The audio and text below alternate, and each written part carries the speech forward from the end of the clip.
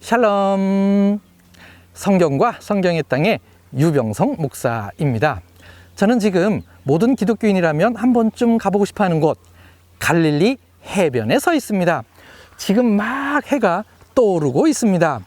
제 뒤쪽으로 나무들이 물에 잠겨 있는데 이것은 지난 30년 만에 최고로 갈릴리 수위가 높아졌기 때문에 물에 잠긴 것입니다. 1999년부터 성경의 땅을 안내하면서 이 갈릴리에 대하여 많은 질문들을 받았습니다. 그 중에 10가지를 모아 보았습니다.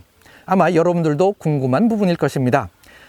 갈릴리의 해변의 모습과 함께 지금부터 10가지 궁금증을 알아보기 위하여 출발해 보겠습니다.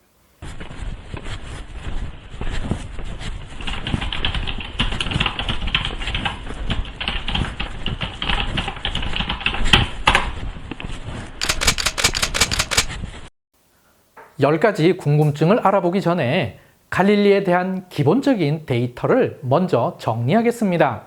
먼저 남북길이 약 21km이고 동서는 제일 넓은 부분이 약 12.5km입니다. 둘레는 해변을 기준으로 약 54.5km입니다. 평균 수심은 23m이고 가장 깊은 곳은 43m입니다. 동쪽 편의 수심이 좀 더 깊습니다. 중요한 것은 해수면 표고입니다. 세 가지가 있습니다. 첫 번째, 마이너스 214.87m입니다. 블랙라인이라고 부르는데 더 이상 낮아지면 안 되는 최후 기준선입니다. 왜냐하면 갈릴리 수심 낮은 곳에는 염분이 포함된 물이 있는데 블랙라인 밑으로 내려가면 이 염분이 포함된 물이 위로 올라오게 되어 식수로 사용할 수 없기 때문입니다. 둘째, 마이너스 213m입니다. 레드라인이라고 부르는데 평균적으로 유지하고자 하는 최저 해수면 높이입니다. 셋째, 마이너스 208.8m인데 이를 블루라인이라고 합니다. 해수면이 이것보다 더 높아지면 홍수가 나서 주변으로 흘러 넘치게 되는 기준선입니다. 2022년도에는 30년 만에 최고 수위가 되었는데 이 블루라인에서 23cm까지 접근했었습니다. 갈릴리 해수면이 블루라인에 근접하면 갈릴리 댐의 수문을 열어 수위를 조정하게 됩니다. 현재 갈릴리의 물이 이스라엘 전체 식수의 3분의 1 이상을 감당하고 있습니다. 그래서 이 댐을 만들어 식수를 보호하고 있는 것이죠. 저는 이스라엘 생활하면서 아직 이 수문을 열어 수위를 조절하는 장면을 보지 못했습니다. 혹시 내년에는 볼 수 있지 않을까라고 기대해 봅니다. 갈릴리는 구약에서는 주로 지역을 의미했습니다. 갈릴리 게데스, 갈릴리의 게데스가 나오는데 이는 갈릴리 지역에 있는 게데스라는 의미입니다. 솔로몬 왕은 갈릴리 땅의 성읍 20곳을 히람 왕에게 주었습니다. 그리고 이사야 9장 1절에서는 이방의 갈릴리라고 했는데 이 구절에서도 갈릴리는 지역을 의미합니다. 열왕기하 15장 29절에는 디글랏 빌레셀이 점령한 명단에 갈릴리와 납달리 온 땅이 나오는데 히브리어 문법적으로 갈릴리가 곧 납달리 온 땅으로 서로 동의어로 보고 있습니다. 그래서 신약에서도 갈릴리는 많은 부분에서 지역을 의미합니다. 갈릴리 바다는 그러므로 갈릴리 지역에 있는 바다라는 의미입니다. 히브리어로 갈릴은 둥글다라는 뜻입니다. 편의상 본 영상에서는 갈릴리 바다를 갈릴리라고 하도록 하겠습니다. 그럼 이제부터 갈릴리의 10가지 궁금증을 알아보도록 하겠습니다. 1. 갈릴리는 바다일까요? 호수일까요? 가장 많이 받은 질문이죠. 현대적 개념에서 보면 이 갈릴리가 호수가 맞습니다. 그러나 성경에서는 이 갈릴리를 기본적으로 바다로 보고 있습니다. 왜 성경에서는 이 갈릴리를 바다로 보고 있을까요? 그것은 고대 히브리인들의 개념에서 물만 많으면 다 바다이기 때문입니다. 심지어는 성전 제단 옆에 커다란 물두멍을 만들었는데 이것이 놋바다였습니다. 놋으로 바다를 만들었다라는 뜻입니다. 그러니 히브리인들이 이 갈릴리를 보면 자연스럽게 바다를 떠올릴 수밖에 없는 것이죠. 신약 성경엔 호수라고 하는 단어도 나옵니다. 헬라어로 림네가 호수인데요. 누가복음에만 나옵니다. 누가복음 5장에 2번, 누가복음 8장에 3번 사용되었습니다. 누가복음을 제외하고 다른 성경에도 호수라고 하는 번역이 나오는데 이것은 헬라어로는 바다이지만 한국어 성경에서만 호수라고 번역한 것입니다. 2. 갈릴리에도 풍랑이 있을까요? 네, 실제로 갈릴리 바다에는 풍랑이 일어납니다. 그런데 이상하게도 해가 져서 저녁이 되며 밤이 되면 풍랑이 일어납니다. 지금 현재 시간은 오후 5시 20분인데 서서히 파도가 생기고 있는 중입니다. 그렇다면 왜 저녁에 특히 밤이 되면 풍랑이 일어날까요? 바다와 육지를 비교를 해보죠. 해가 있으면 육지 쪽 공기가 더 빨리 뜨거워집니다. 그러면 바다 쪽 공기가 흘러 들어와 일정하게 서풍이 붑니다. 그런데 해가 지면 갑작스럽게 육지 쪽 공기가 더 빨리 식습니다. 그러면 바람의 흐름이 완전히 뒤바뀌게 되죠. 이때 풍랑이 일어나는 것입니다. 성경에도 실제로 풍랑이 일어날 때는 해가 지며 저녁이 되며 라고 하는 시간을 알리는 부사구가 그래서 있는 것입니다. 바람이 심하게 불어서 풍랑이 일 때는 대부분의 배들이 갈릴리 동쪽에 있는 엔게브 항구로 피항을 옵니다. 지금 제가 있는 이곳이 바로 엔게브 항구입니다. 겨울철에는 비와 바람을 동반한 폭풍우가 일기도 합니다. 3. 왜 갈릴리를 이방의 갈릴리라고 했을까요? 갈릴리를 이방의 갈릴리라고 하는 이 표현은 마태복음 4장 15절에서 16절에 나옵니다. 이 구절은 예수님께서 이사야 9장 1절에서 2절 말씀을 인용한 것입니다. 그런데 이상하네요. 갈릴리 지역은 납달리 지파에게 분배되었으니 분명히 이스라엘 백성에게 분배되었는데 왜 이방의 갈릴리라고 했을까요? 심지어는 흑암에 앉은 백성이라고까지 불렀습니다. 왜 그랬을까요? 사실 갈릴리는 물질적으로는 풍요로운 곳입니다. 강수량이 높아서 농사 짓기에도 용이했고 보시다시피 갈릴리가 있기 때문에 어업을 겸할 수 있어서 물질적으로는 풍요로웠습니다. 그런데 이것이 양날의 검이 되었습니다. 고대의 전쟁은 멀리 원정을 할 경우에 보급품을 현지에서 조달하기에 이 갈릴리는 큰 군대가 지나가는 길목이 되었습니다. 특별히 이 갈릴리는 국제해안도로가 지나가는 한 간선 도로였습니다. 빼앗긴 곡식은 쉽게 회복이 되지만 큰 군대가 휩쓸고 가고 난 다음에 사생아들이 태어나게 되는데 이것은 깊은 상처로 남게 됩니다. 이런 일이 여러 번 반복되었고 이것이 이 지역의 특별한 한이 되었습니다. 그래서 이 지역을 이방의 갈릴리라고 부르는 이유가 된 것이죠. 더 나아가 흑암에 앉은 백성이 된 것이죠. 예수님께서는 이들에게 큰 광명으로 오셨고 이곳에서 복음 사역을 시작한 것입니다. 4. 갈릴리 이름은 신구약이 다른가요? 네, 다릅니다. 구약에서는 히브리어로 얌 키네렛이라고 합니다. 이것을 한국어 성경에 긴네렛 혹은 긴네렛 바다라고 음력을 한 것이죠. 그런데 특이하게 여호수아서 19장 35절에 견고한 성읍들의 명단이 나오는데 여기에 긴네렛이 있습니다. 이곳에서는 한 성읍의 이름인 것이죠. 학자들은 이 구절에 주목을 해서 얌 키네렛이라는 이 이름이 텔 키네렛에서 유래했다라고 보고 있습니다. 제가 있는 이곳이 바로 텔 키네렛입니다. 그런데 이 키네렛의 이름의 기원에 대한 또 다른 견해가 있습니다. 히브리어로 키노르가 있는데 뜻은 하프입니다. 바벨론 탈무드 메길로트 6장 A 페이지에 보면은 이 지역에서 나는 열매가 얼마나 단지 마치 키노르, 즉 하프에서 나는 소리와 같이 달콤하다라고 설명을 하고 있습니다. 특이하죠? 모양이 아니라 이 지역의 풍요로움 혹은 달콤함에서 그 이유를 찾아 기원을 설명하는 것입니다. 구약에 하나 더 있습니다. 긴네렛이 아니라 긴네롯으로도 나옵니다. 여호수아 11장 2절과 여호수아 12장 3절에 나옵니다. 사실 이 두 구절도 동일한 갈릴리 바다를 가리키는 것입니다. 이렇게 다르게 표기한 것은 이 구절의 히브리어가 키네롯이라고 되어 있기 때문이죠. 요약하면 구약에는 긴네렛, 긴네롯 이렇게 두 가지 이름이 나옵니다. 신약은 좀 복잡합니다. 그래도 꼼꼼하게 정리해 드리겠습니다. 1. 헬라어도 바다, 한국어도 바다라고 번역된 갈릴리 바다는 요한복음 6장 1절에 한 번 나옵니다. 2.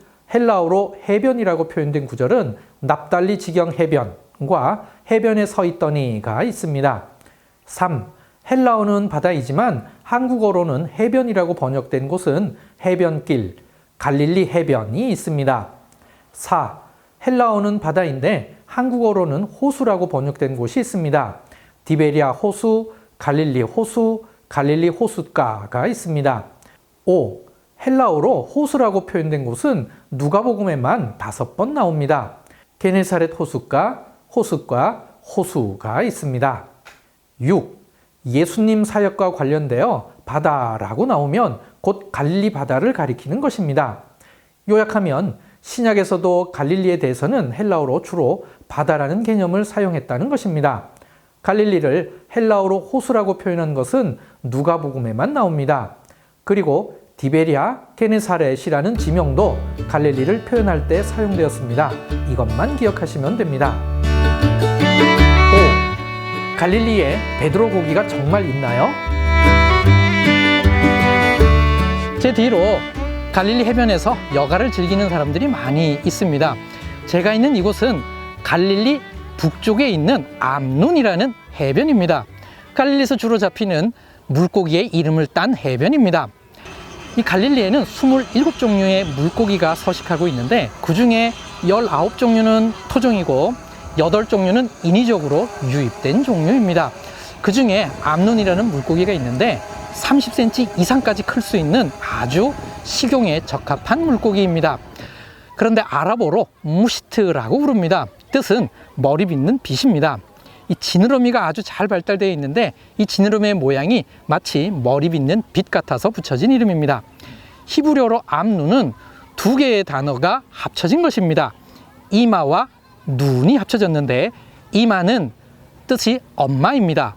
눈은 물고기라는 뜻인데 여호수아의 아버지 이름이 눈이었죠. 그래서 이 단어의 뜻은 엄마 물고기 혹은 물고기의 엄마라는 뜻입니다. 이런 이름이 붙여지게 된 것은 이 물고기의 습성 때문이라고 합니다. 이 물고기는 알을 놓으면 항상 알 주변에서 이 알을 보호하고 있고 또 치어가 돼도 이 치어를 떠나지 않고 옆에서 항상 지켜줍니다. 혹시 위험이 다가오면 이 치어들을 입안으로 집어넣어서 보호해주는 그래서 모성애의 표본이 되는 물고기입니다. 우리가 잘 알고 있는 베드로 고기가 바로 이 암눈입니다. 자, 드디어 베드로 고기 식당에 와서 베드로 고기를 받았습니다. 지금 제가 있는 이 식당은 일반적으로 성지순례 오면 순례객들이 와서 식사하는 곳입니다.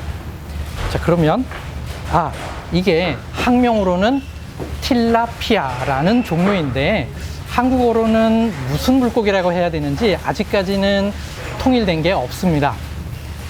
그러면 제가 한번 먹어보도록 하겠습니다.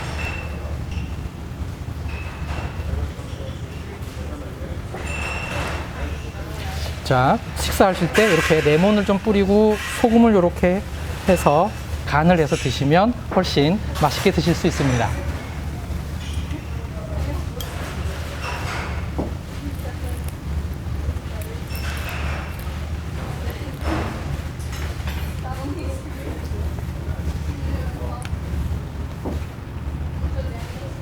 우선 맛은 굉장히 담백한 편입니다. 마태복음 17장 24절에서 27절에 예수님께서 베드로에게 말씀하시기를 갈릴리 바다에서 낚시를 해서 올린 고기의 입을 열면 한 세겔이 나오는데 이를 가져다가 반 세겔의 성전세를 내라고 했습니다. 이 사건과 암눈이라는 물고기를 연관지어 베드로 고기가 된 것입니다. 암눈은 갈릴리에 서식하고 있는 대표적인 물고기입니다. 하지만 성지순례 시 식당에서 드시는 베드로 고기는 갈릴리 자연산으로는 도저히 감당이 되지 않아 거의 대부분 양식된 것입니다. 6. 갈릴리는 분화구인가요?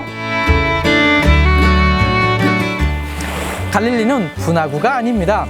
지리학적 용어를 빌어 설명을 하자면 단층 작용으로 형성된 것입니다. 세계에서 가장 긴 단층 작용으로 형성된 골짜기를 시리안 아프리칸 밸리라고 부릅니다. 시리아에서부터 시작해서 아프리카, 수단까지 이어지는 골짜기인데 이를 대협곡이라고 합니다. 갈릴리는 이 대협곡의 일부분입니다.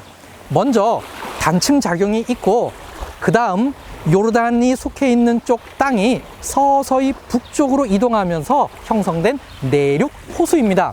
이때 형성된 것이 훌라, 갈릴리, 사해입니다.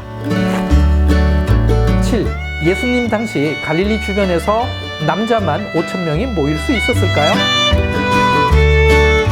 오병이어 기적 때에는 남자만 5,000명이 모였고 칠병두어마리 때에는 남자가 4,000명이 모였다고 했습니다. 그런데 여기서 말하는 남자는 남자 성인을 이야기하는 것이 아니라 유대인의 성인 시기인 바르 미츠바를 한 13살 이상의 남자를 이야기하는 것입니다. 그러므로 남자만 5,000명이 모였을 때 여자와 아이들까지 합한다면 약 10,000명쯤 되는 것입니다. 그렇다면 예수님 당시 때 이 갈릴리 근처에 10,000명 이상이 모일 만한 인구가 있었을까요? 정답은 있었다입니다. 우선 성경에 알려진 마을만 해도 갈릴리 북쪽에 가버나움과 고라신과 벳세다가 있었습니다. 그리고 갈릴리 서쪽에는 디베리아도 있었고 막달라도 있었습니다. 게네사렛도 있었죠. 그러므로 갈릴리 주변에 있는 인구들만 모여도 충분히 10,000명 이상이 모일 수 있는 것입니다. 그렇다면 이 많은 숫자가 모일 수 있는 장소가 있을까? 네, 있습니다. 제가 있는 이곳은 팔복산입니다. 팔복교회 뒤쪽으로 보면 저렇게 바나나 밭이 넓게 만들어져 있는데 이곳에 10,000명이 모인다면 충분히 모일 수 있는 넓은 장소가 됩니다. 8. 예수님 당시 갈릴리 해변 옆에 돼지를 키울 수 있었을까요? 유대인은 돼지고기를 먹지 않습니다. 그러니 유대인 지역에는 돼지를 키우는 사람이 없겠죠. 예수님 당시 갈릴리 주변도 그러했을 것입니다. 하지만 갈릴리 동쪽 해변만큼은 좀 상황이 달랐습니다. 갈릴리 동쪽 해변 남쪽 끝부분에는 대가볼리 중 하나인 가다라에 속해 있는 항구가 있었고 또 동쪽 해변 중간쯤에는 수시타, 즉 히포스라고 하는 대가볼리 도시가 있었습니다. 그래서 예수님께서 행한 떡 7덩어리와 물고기 2마리로 행한 이 사건을 이방인을 위한 천국 예표적 잔치로 보는 것입니다. 이 장소로 추정되는 곳이 텔 하다르인데요. 갈릴리 동쪽 해변에 있습니다. 그 텔 하다르에서 조금 남쪽에 오면 쿠르시라는 곳이 있는데 제가 있는 이곳이 바로 쿠르시입니다. 이 쿠르시가 전통적으로 군대 귀신 들린 사람을 치료해 준 장소로 기념되는 곳입니다. 이곳에는 와디 세메흐라고 하는 넓은 골짜기가 있습니다. 이곳이라면 2,000마리가 넘는 돼지떼를 충분히 키울 수 있는 공간이 됩니다. 9. 예수님 당시 갈릴리 주변에 항구가 몇 개 있었을까요? 갈릴리 고고학으로 대표적인 인물은 멘델룬입니다. 그는 키부츠 엔-게부 회원으로서 평생 갈릴리 주변에서 살면서 직접 발로 다니며 연구했습니다. 그의 견해에 의하면 예수님 당시에 갈릴리 수위는 지금보다 약 50cm 이상 더 낮았다고 합니다. 1932년도에 갈릴리 수위를 조절하기 위하여 댐을 만들었는데 그것 때문에 갈릴리 수위가 더 높아진 것이죠. 1970년대에 크게 가물었을 때 갈릴리 수위가 많이 낮아졌습니다. 이때 갈릴리의 고대 항구를 찾기 위한 대대적인 조사가 이루어졌습니다. 이 조사를 통하여 14개의 항구와 1개의 방파제를 찾았습니다. 제 뒤로 방파제가 보이고 있는데 저 뒤가 키부츠 하원이 있었던 자리입니다. 이곳에서 갈릴리 해변에서 가장 큰 고대 항구의 흔적이 나왔는데 멘델룬의 견해에 의하면 그 항구가 갈릴리 가까운 곳에 있는 대가볼리인 가다라에 속한 가다라 항구라고 했습니다. 10. 갈릴리에서 예수님 당시에 유물이 나왔나요? 네, 있습니다. 116번 마가복음 4장 영상에서 소개해 드렸는데요. 2000년 전 예수님 당시에 배가 발견되었습니다. 1986년도에 갈릴리가 크게 가물었을 때 뻘 속에서 발견되었습니다. 그 진품이 제 뒤로 보이는 기노사르 키부츠에서 운영하는 이갈 알론 박물관에 전시되어 있습니다. 이 박물관에는 또 하나의 중요한 고고학 유물이 있는데요. 127번 마가복음 8장 1부에 소개해드렸던 막달라 스톤의 진품이 이 박물관에 전시되어 있습니다. 이 두 개의 유물은 2000년 전 예수님 당시의 것인데 어쩌면 예수님께서 직접 사용했을 수도 있는 중요한 유물입니다.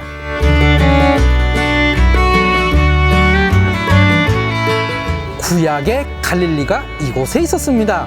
예수님 당시 때 갈릴리도 이곳에 있었죠. 이처럼 갈릴리는 항상 이곳에 있었습니다. 어쩌면 아직도 그때 당시의 흔적을 품고 있는 곳이 있을 수 있습니다. 지금까지 갈릴리와 관련된 궁금한 10가지에 대하여 알아보았습니다.